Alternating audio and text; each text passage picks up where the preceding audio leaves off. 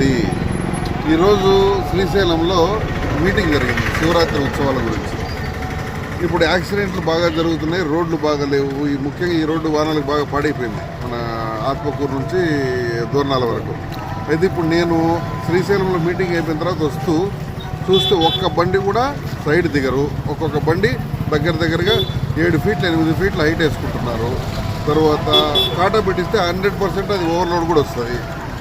నేను ఇది రైతులకు సంబంధించిన సరుకు కాబట్టి ఈరోజు కేసులు రాయటంలే. రేపటి నుంచి మాత్రం తప్పనిసరిగా ఓవర్లోడ్ ఎంత వస్తే అంత కేసు రాస్తా. తర్వాత హైట్ కేసు 20,000 పడుతుంది. దయచేసి ఐసర్ బండ్లు, బొలెరోలు, ఇంకా టాటాయి కూడా ఏవో కొన్ని బండ్లు వస్తున్నాయి. ఇట్లాంటి బండ్లన్నీ, ఇది టాటాదేనా? ఇది బొలెరో ముందుది అశోక్ లేలాండ్, అన్ని ఆ సైజులు ఉన్నాయిగా. టాటాలో ఉంది, అశోక్ లేలాండ్లో ఉంది, బొలెరో మహీంద్రాలో కూడా ఉంది.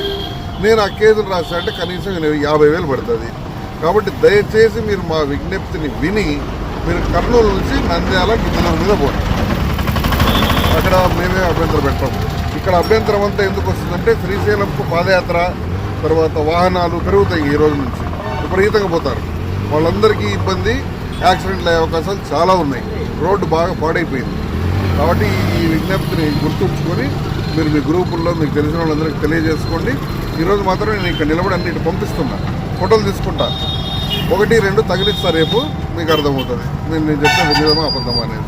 దయచేసి మా రవాణా శాఖ విజ్ఞప్తిని మీరు మన్నించి మమ్మల్ని ఇబ్బంది పెట్టద్దని మీరు ఇబ్బంది పడతారు. థ్యాంక్స్.